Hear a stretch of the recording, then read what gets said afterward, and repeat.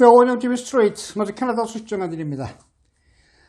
캐나다 정부가 코로나19 사태 장기화에 따른 경제위기 극복을 위해서 향후 3년간 1,000억 달러를 투입할 청사진을 발표했습니다. 크리스티아 프리랜드 부총리 겸 재무장관은 정례 기자회견에서 코로나19 2차 확산으로 침체된 국가 경제 회복을 촉진하기 위해서 캐나다 가계와 기업에 대한 재정 지원을 확대할 전망이라고 밝혔습니다. 향후 3년간 1,000억 달러 이쯤 되면 이건 2차 세계대전 이후 최대 규모의 경제 지원책이 되는데요. 정부는 보다 친환경적이고 혁신적인 경제를 건설하기 위해서 다각적인 경기 부양책을 추진한다는 방침입니다. 기업 구제 정책과 일자리 그리고 중산층 복원, 친환경 투자 확대, 안전 지역사회 조성 이런 것들 여러 분야에 걸쳐서 많은 변화가 예고가 되고 있습니다. 먼저 기업 및 서비스업계 지원책 마련 분야를 좀 살펴보도록 하죠.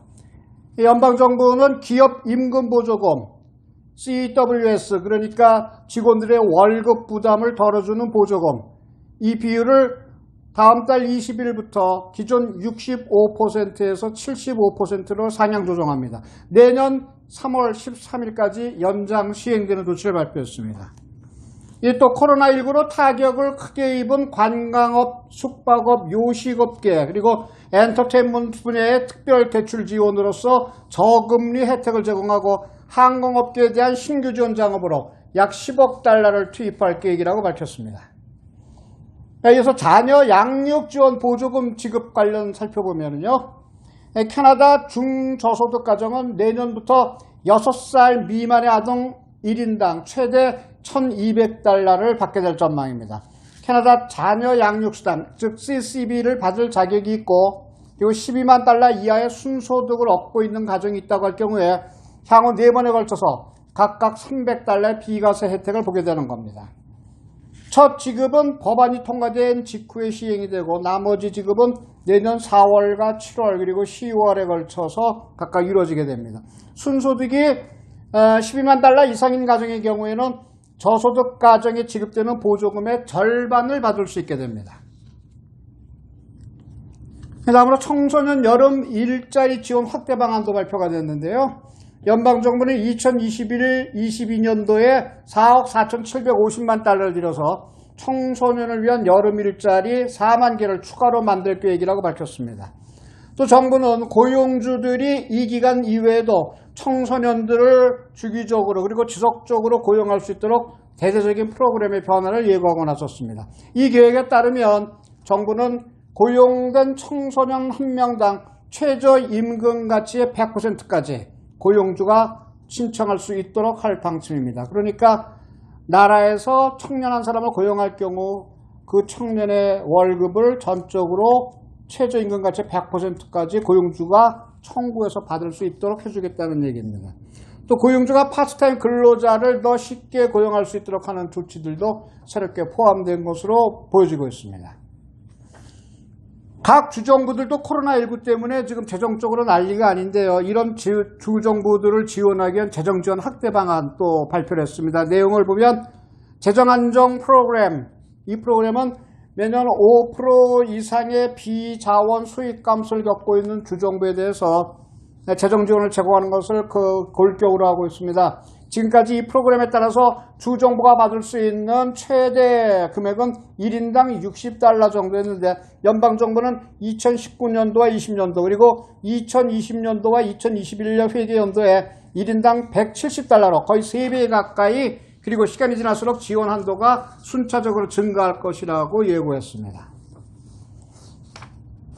장기 요양시설 기금 투입도 확대가 되는데요. 연방정부는 앞으로 3년간에 걸쳐서 장기 요양시설의 코로나19 감염 관리 개선을 위해서 10억 달러의 기금 투자를 약속을 해줬습니다. 이 자금 지원은 1인당 기준으로 주에 배정될 것인데 각 주정부는 세부적인 지출 계획을 제공하고 그리고 그러한 계획에 따라서 투자가 이루어졌음을 증명을 해줘야 합니다. 요즘 코로나19 때문에 홈오피스 재택근무하시는 분들이 거의 대부분인데요. 이 사람들을 위한 소득공제 방안도 발표해졌습니다. 캐나다 국세청 CRA는 현재 많은 국민들이 집에서 일하고 있는 관계로 인해서 올해 코로나19로 인한 재택근무를 시행한 사람들을 대상으로 최대 $400의 소득공제 혜택을 볼 수 있도록 해주겠다고 발표를 했습니다. 이 공제 혜택은 근로자가 가정에서 근무한 시간을 기준으로 산정이 되는데 집에서 근무하고 있다는 것을 증명하거나 또는 고용주로부터 관련 서류를 확보하지 않아도 됩니다. $400까지는 재택근무의 비용으로 사용됐다고 보고만 하면 그대로 지원이 된다는 얘기입니다.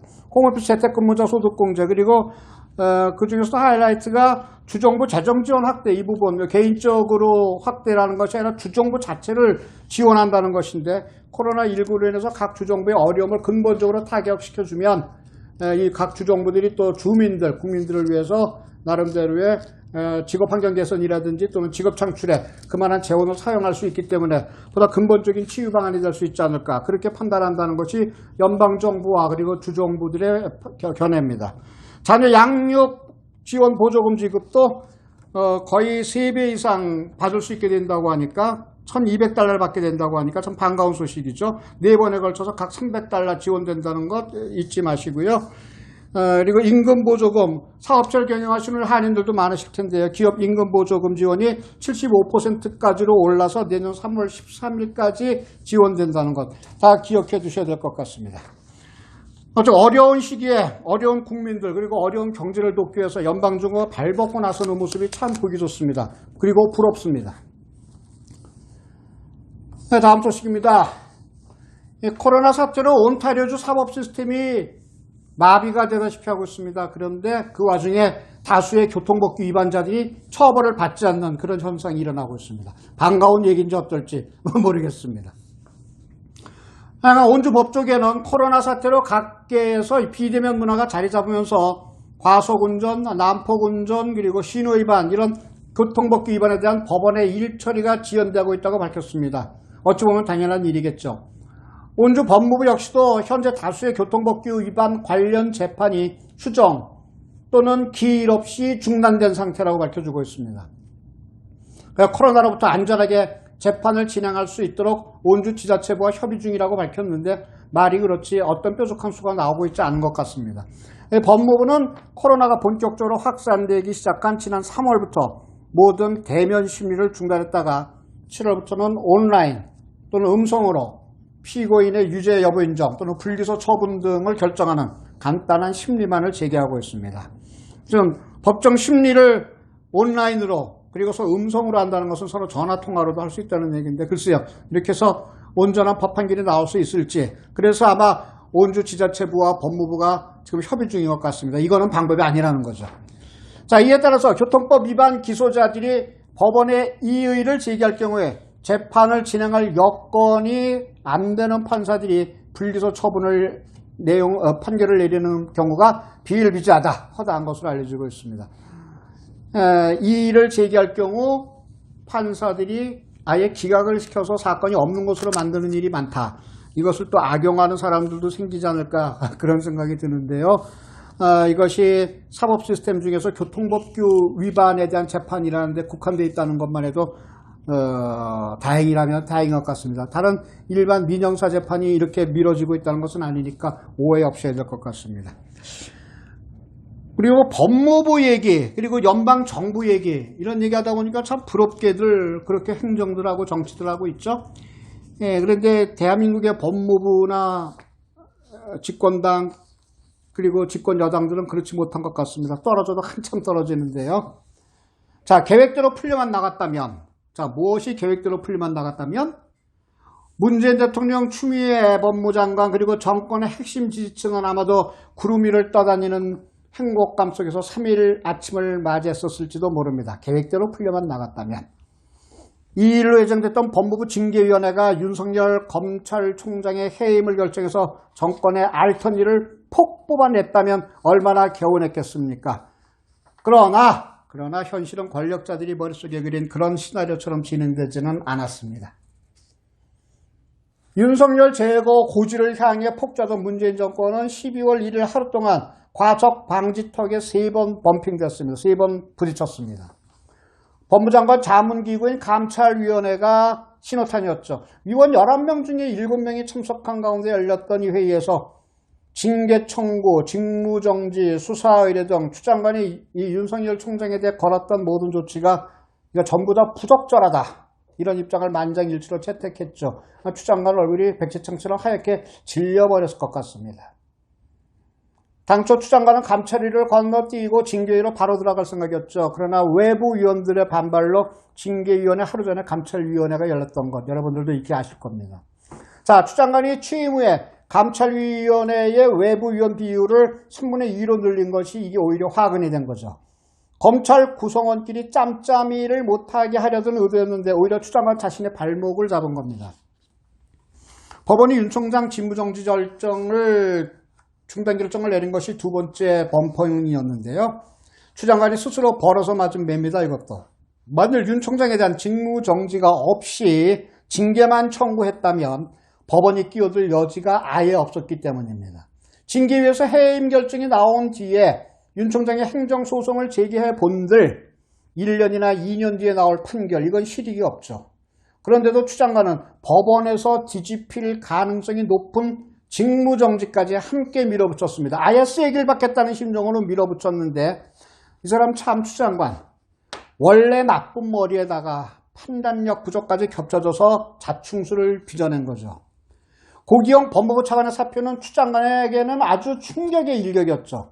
자신이 직접 고른 2인자마저 총장 징계는 부당합니다 이러면서 사표를 내버렸으니 기득권 검사들의 반발이라고 변명을 해대기도 이제는 공색해진 거죠. 더구나 고 차관 사태로 그가 위원장을 맡기로 예정됐던 징계위원회는 10일까지로 크게 미뤄졌습니다. 무리하고 어설펐던 윤석열 잘라내기 이 비판을 더 감내하는 것 자체가 고통일 뿐 아니라 그 사이에 동력 자체가 상실될 위험도 안게 됐습니다. 김영삼 전 대통령의 차남 김현철 씨가요 요즘 문 정권의 행태를 보면서 이렇게 얘기했다고 하죠. 아버지의 의원직 제명을 밀어붙였던 유신 정권이 떠오른다 이렇게 얘기했다고 합니다. 1979년 10월 4일 유신 정권은 신민당 김영삼 총재 징계 동의안을 국회 법사위와 본회의에서 몰아치기로 작정을 했었죠. 그리고 처리했습니다. 경찰 300명이 야당 의원의 진입을 막은 가운데 몇 분 단위로 진행했던 거의 군사작전이었죠. 그때 그 권력의 야만과 무도함, 자칭 촛불 정권에서 우리가 다시 보게 될 줄은 아무도 몰랐습니다. 서울, 부산, 대구, 광주, 대전, 수원, 일선 고검장 6명 전원, 그리고 전국지방검찰청, 지청 전체 55곳 평검사들이 빠짐없이 총장 징계가 부당하다는 입장을 내놨습니다. 추 장관 밑에서 검찰국장을 지낸 총장 권한대행마저도 장관님 그만하시고 한 발만 뒤로 물러나십시오 이랬다고 하니까요. 대통령의 대학 후배인 이성윤 서울중앙지검장과 그리고 한 줌에 지나지 않는 충견 검사 몇 명을 제외하면 대한민국 검사 2100명 전원이 추 장관에게 맞서고 있는 그런 형국입니다. 윤석열 참수작전에 티끌만한 명분이라도 있었다면 검사들이 이렇게 똘똘 뭉쳐서 인사권자에게 맞설 엄두를 못 냈을 것입니다. 2020년 12월 1일은 대한민국 정치교과서의 한 페이지에 기록될 것입니다. 법과 규정, 상식과 원칙을 깔아뭉개며 돌진을 하던 추미애 탱크가 법무부 감찰위원, 행정법원 판사, 그리고 법무부 차관의 사의 표명, 이런 소총수들의 저격을 받고 멈춰서는 것을 보며 국민들은 남다른 카타르시스를 느꼈을 수도 있습니다. 포악한 맹수처럼 날뛰던 절대 권력도 순리를 거스기자 생쥐처럼 무기력해지는 광경을 생생히 봤습니다. 그런데 팔푼이 추 장관에게 징경명령을 내렸던 통수권자는 그래도 여전히 느끼는 게 없는 모양입니다. 청와대 핵심 관계자 얘기를 들어보면 되돌아가기에는 너무 멀리 와버렸다 이렇게 얘기하고 있습니다. 추 장관이 쓰러진 바로 그 지점에서 대통령은 다시 가던 길을 계속 가기로 했다는 얘기로 해석됩니다. 우리법 연구회 출신 법무차관을 하루 만에 임명한 것도 바로 그런 뜻 아니겠습니까? 김영삼 총재 제명에 반발해서 부산과 마산 시민들이 들고 일어난 것이 10월 16일 부마 항쟁입니다. 그때 차지철 경호실장 이렇게 얘기했습니다. 과거 캄보디아에서도 300만 명을 밀어 때려 죽였다는데 우리가 시위대 한 100만, 200만 명쯤 그 탱크로 확 밀어버리는 게 뭐 그리 대수입니까? 이러면서 강경 진압을 밀어붙였죠. 김재규 중앙정보부장의 총탄이 철권 통치의 심장을 멈춰 세운 것은 그것으로부터 딱 열흘 뒤였습니다. 현 정권의 무지막지한 밀어붙이기가 마치 궁정동 안가 사건을 재현하는 것처럼 느껴져서 정말 몸소리가 쳐집니다. 오늘 대한민국을 이끄는 사람들이 그때 그 사람 꼴이 되어서는 안 되겠다. 참 그런 안타까운 마음에서 오늘은 여러분과 함께 궁정동 안가 총성회 사건 때 같이 있었던 여가수 심수봉이 불렀던 노래입니다. 그때 그 사람. 이 노래를 부르면서 우리 현재 집권자 그리고 추한 추장관 이 사람들 그때 그 사람 대열에 오르지 않기를 간절히 그나마 바라봅니다. 비가 오면 생각나는 그 사람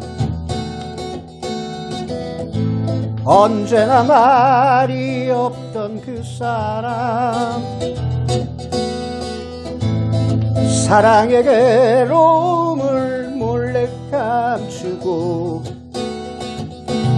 떠난 사람 못 잊어서 울던 그 사람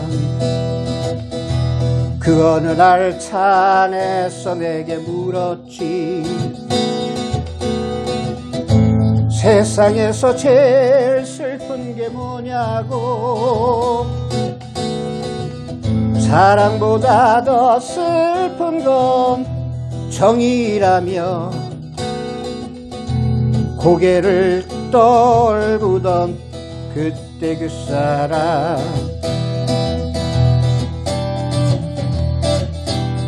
외로운 병실에서 기타를 쳐주고 위로하며 다정했던 사랑한 사람 안녕이란 말 한마디 말도 없이 지금은 어디에서 행복할까 어쩌다 한 번쯤은 생각해줄까 지금도 보고 싶은 그때 그 사람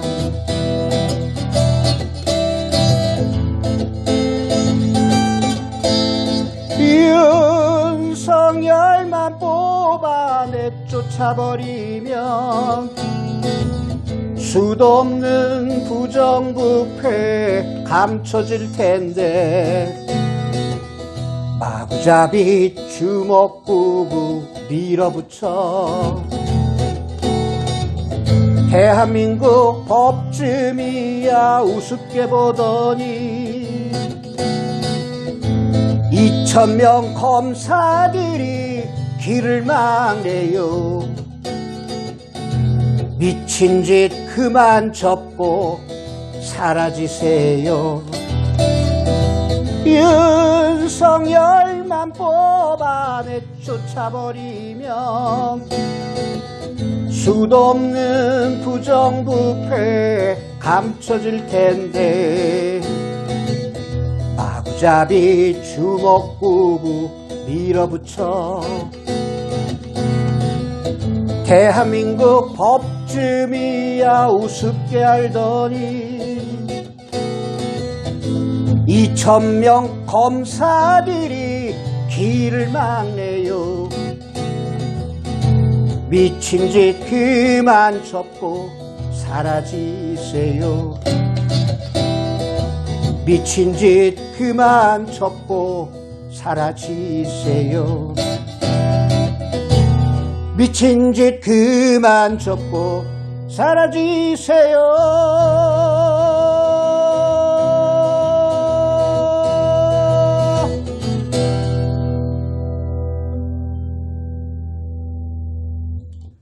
사랑보다 더 슬픈 게 정이라고 그래도 대한민국의 통수권자였고 법무부 장관이었기 때문에 갈 때 가더라도 안타까운 마음에 한 곡 같이 불러봤습니다. 그때 그 사람이 되지는 말아주십시오.